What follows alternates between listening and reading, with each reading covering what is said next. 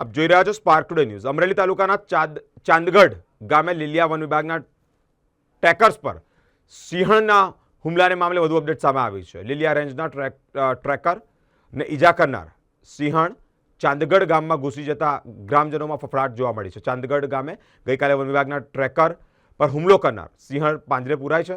વહેલી સવારે હુમલો કરનાર સિંહણ ચાંદગઢ ગામમાં ઘૂસી જતા વન વિભાગ તાત્કાલિક સ્થળ પર પહોંચ્યું છે, ત્યારે ગ્રામજનોએ રાહતનો શ્વાસ લીધો છે। મારું નામ નાનાભાઈ રામભાઈ કુમાર, ગામ મારું ચાંદગઢ। 6 વાગે અહીંયા સિંહણ દાખલ ગામમાં થઈ હતી, કોઈ જાનહાની થઈ નથી અને રેડી રીતે વેચ્યું એનું શું છે। મારી ડેલી હુંથી આવી ત્યાંથી પાછી વળી ત્યાં હતા ભાઈ અસલમ ને બે ગામને રક્ષા કરી છે।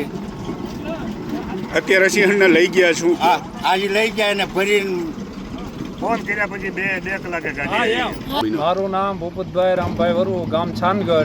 અહીંયા સવારે વહેલી 6 વાગે સિંહણ ગામમાં આવી અને એ કોઈ બીમાર હોય કે પછી એ હડકાયો હોય એ ખબર નથી, પણ એણે 2 દી પહેલાં એનો ટેકર એક સૂચ્યો છે અમારા ગામનો। 2 ટેકરો અમારા ગામના છે અહીંયા હાજર હતા, પણ અધિકારીઓ ફોરેસ્ટર એ બધાય 1-1.5 કલાક મોડા આવ્યા છે, ટાઈમે પૂગ્યા નથી।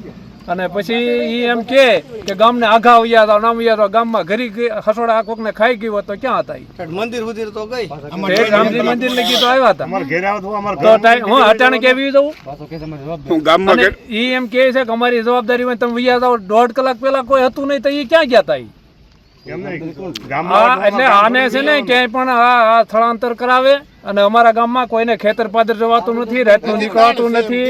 અને હજી આની ભેગા 3 હતા ને એને તો આને સૂચ્યા છે, હજી હડકાયા થાય એની જવાબદારી શું? ગામમાં કેટલીક જગ્યા આટા માર્યા હતા? ગામમાં ઘણી અંદર ઠેઠ રામજી મંદિર સુધી વી છે। એટલે આની પરિસ્થિતિ અમારે કોઈ ખેતર સીમમાં જવાતું નથી, કોઈને હાથી હકાતા નથી, તો કામ ખેડૂને જવું કે ન જવું? તો આને જંગલ ખાતાને 2 દિવસ પહેલા ટેકરને સૂચ્યો તો હજી એને પકડી નથી। આ 2 દિવસે ગામમાં આવી તો એ પકડી, તો એ અટાણ લગી કામગીરી એની હતી ક્યાં?